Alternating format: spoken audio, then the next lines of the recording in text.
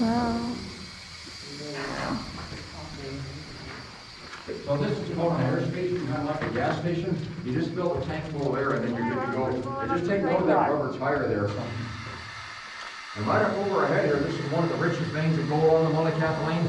And you can step in there and you can see this. But anyway, it's called the Queen Bess vein of the, yeah, come on in, there you go. You're all Wow, is it? yeah. Anyway, it's called the Queen Bess vein of the Queen Bess Stope. And they mine this vein of gold right up through here for about 800 feet from this 1,000-foot level back up to the 200-foot level. And I'll go ahead and turn the light on, and this will give you a good idea what stope mining is all about. If they mine from this level up to the 900-foot level, and then from the 900 up to the 800-foot level, and just keep mining up on that vein of gold until it plays out up there. And to go to work every day, you have to climb up those ladders, and then once you get up there, you can see where the miner's at up there with his drilling machine, and he had to get that machine up there, so he had a helper down there at the level, and the helper's called a nipper, kind of like a gopher, and the nipper would tie that machine onto the rope, and then the miner had to pull it up there hand over hand where he's working. And sometimes he's working up there 80 or 90 feet off the level, and so to pull that heavy machine up there for 80 or 90 feet while you're pretty worn out before the day even starts. Later on, they came up with this little hoister, it's called a tugger, and this helped the nipper get the tools up into the stope. And this is pretty self-explanatory. I'll go ahead and show you the tugger, and this is not too loud, it's not bad at all.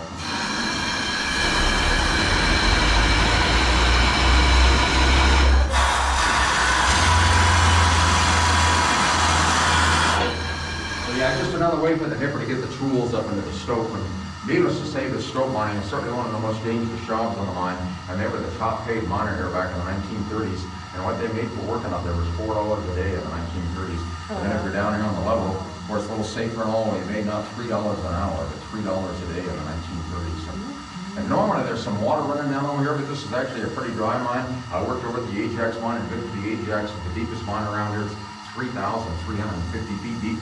And to go to work over there, you have to wear slickers, you wear a rubber jacket, rubber pants, and rubber boots, and you start them out of there pretty wet at the end of the day. So they have a drainage tunnel over there at the Ajax. That tunnel, it's over, over 3,000 feet down, and it's 6 miles long, and it drains the water down to the south towards Canyon City. And to this day, there's a good stream of water coming out of that tunnel all the time, so there is a lot of water. And then I also mentioned the deeper you go in the mines, the hotter it is. And so down that 3,000-foot level, it's about 80 or 85 degrees down there, and it stays that same temperature all year round. So it can be 40 below zero on top in the middle of January. Get down there 3,000 feet, and it's nice and warm down there. So you're getting closer to the devil. Here's another one of those copper stalactites, just like a green icicle there, but it's all that copper sulfate. So this car over here, no offense, it's called a man trip. We're going to take a little ride on the man trip, and the kids like to ride up front there, so if you feel like a kid, well, you want up front. But anyway, wherever you want to go, you can go ahead. Go ahead. Yeah. Wherever you want to sit on there. Cool. We'll take a little ride here. Stop this water. Sure, I'll sit on the front. It'd be a neat GoPro video.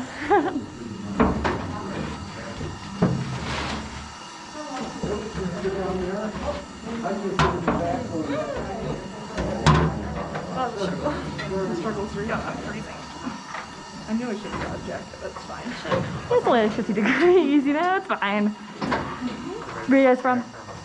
Kansas City. Kansas City. Maryland. Really? Yeah. Kansas City, Missouri. Don't stick any out. You sure don't want to stand up or you end up with a really bad I was like, it's kind of a bop. It's a little far. I was gonna let the boys One of the boys stand. sit with you, but they didn't want to.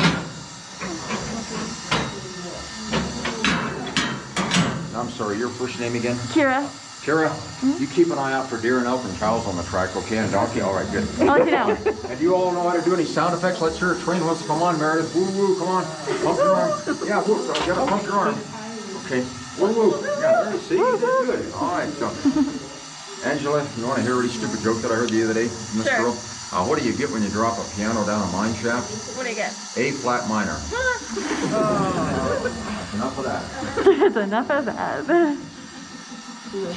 Yeah, the drop. Okay. Start Willy Wonka song. Yeah. Whatever that is, I don't remember. All right, everybody, let's hear that train whistle. Everybody, come on, here we go. Good, you did real good. Here we go.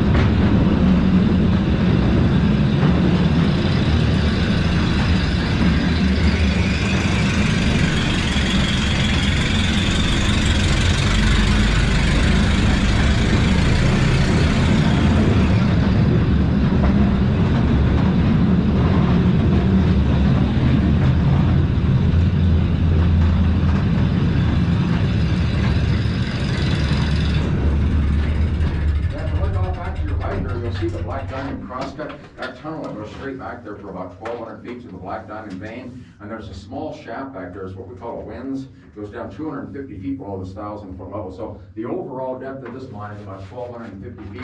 That main shaft that we came down is just over 1,000 feet deep.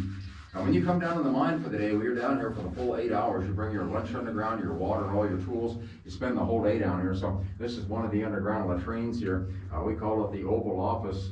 And those dynamite boxes, we convert those from a dynamite box into what they call a honey box. And that was the nipper's job, was to take those honey boxes out at the end of the day and dump them. So not a fun job at all. But this is where we contemplate our next movement right here most of the time. So as we get down the crosscut here, we left it dark on purpose to let you see what it's like when we're mining down here. And I'll show you how bright this headlamp of mine is as we go through there. And you can see on that other air tram, it does have a small train whistle. So they did have a small whistle on them. All right, so here we go.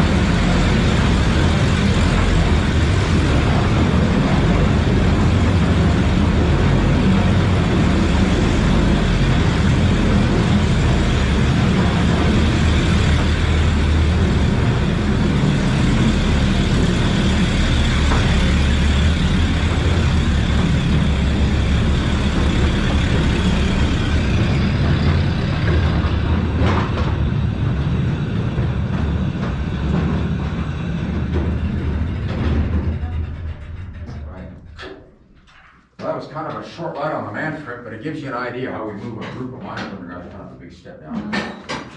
We've never had a man trip this fancy. No. Big shoulders, so be careful coming off there. It's a big step.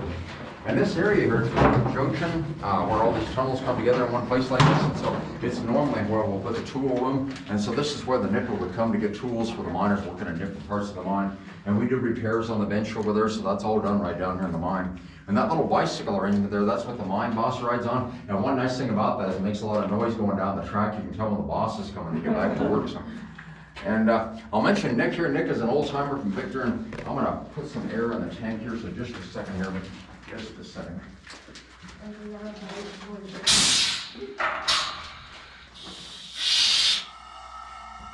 And Nick and my dad, they were partners over on the Crescent mine back in the 1950s. That's a big gold mine about 3 miles from here. And then Nick and I, we drove this little drift in here in the mid-1970s, and he taught me a lot about mining on this little project. The guy that had the mine tour at that time, he wanted to connect all these tunnels together down here, make this more of a circular tour. And so we put this drift in here to accomplish that for him. And we were on a vein here, and so right above our head here is that vein. And in the Mali, they call this the silver vein because it runs a lot more silver than gold. It runs about 25 to 30 ounces of silver per ton and about 2 ounces of gold per ton. But when they start mining down here again, well, this will be one of the veins they'll come in here and mine out for sure. And when Nick and I are working on this project, we didn't have any track in here, so we had to move all the rock out here with wheelbarrows, and it took us a little while. But and as far as this mine reopening, I'm not supposed to talk about that too much, but anyway, that big open pit mine is moving this way, and this will be part of the open pit mine, and that'll be the end of the tours, and that's why but anyway, it's going to be part of the open pit. All right, we're going to go ahead and send this man strip back on its own, so you want to just stand clear there, and I'll get it ready to go here. And there we go. All right. And we can say goodbye to the man trip, so. And it goes back there and hits that rubber tire, and then it runs out of air. So that's how that works, man.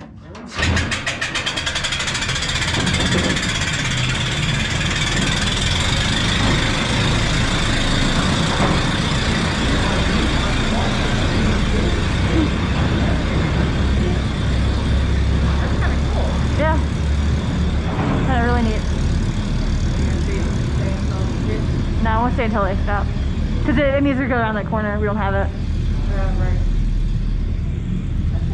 Neat. At least it's silver ribbon. I'll show you some of that high grade in a little bit.